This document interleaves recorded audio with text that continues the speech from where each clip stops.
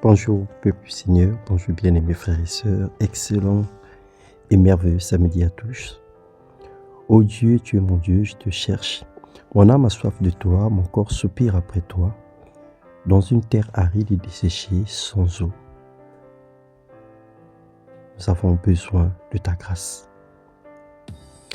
Que le Seigneur vous bénisse une fois de plus. Bienvenue dans ce partage quotidien. Nous parlons ce matin de l'adoration. Adoration comme mode de vie. L'adoration, ce n'est pas simplement le fait de s'agenouiller et de parler à Dieu, mais c'est l'expression de nos cœurs produite par la pression de l'amour que nous avons pour Dieu, matérialisée ou manifestée par des soupirs ou des confessions de nos lèvres.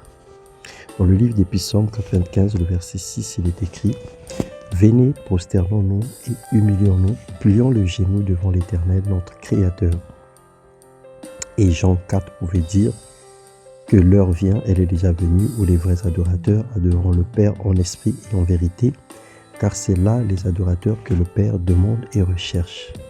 L'adoration est une vie.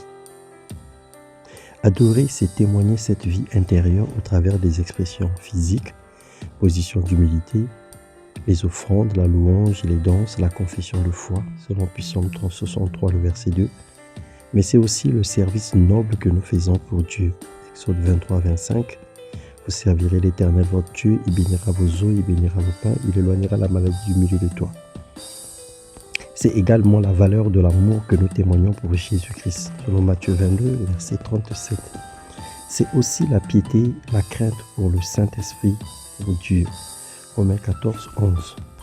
La Bible nous dit encore dans le livre des Psaumes 105, « Louez l'Éternel, faites appel à son nom, faites connaître ses hauts faits parmi les peuples. » Dieu cherche hommes et femmes sanctifiés, dépendant totalement de lui, les saints ayant tout quitté pour lui, servant Dieu avec désintéressement, avec engouement, nuit et jour dans le temple et hors du temple, priant et gênant, préoccupés au bien-être des autres.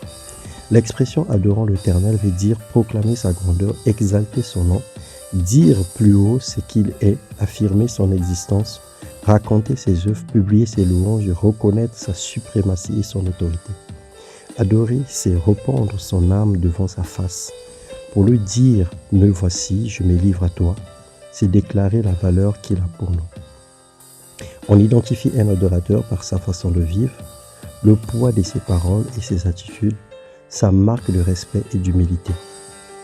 Que Dieu, donc grand Seigneur éternel en effet, personne n'est semblable à toi et il n'y a pas d'autre Dieu que toi, d'après tout ce que nous avons entendu. C'était la déclaration du roi David. Que la gloire revienne à lui seul et que Dieu fasse de nous des vrais adorateurs, ceux qui vont l'adorer en esprit et en vérité. Que nos vies témoignent de la puissance et de la présence de Dieu. Que nos vies témoignent de la preuve de l'existence de Jésus-Christ et de la glorieuse puissance du Tout-Puissant éternel, notre Père. Soyez abondamment bénis dans le nom de Jésus-Christ. Amen.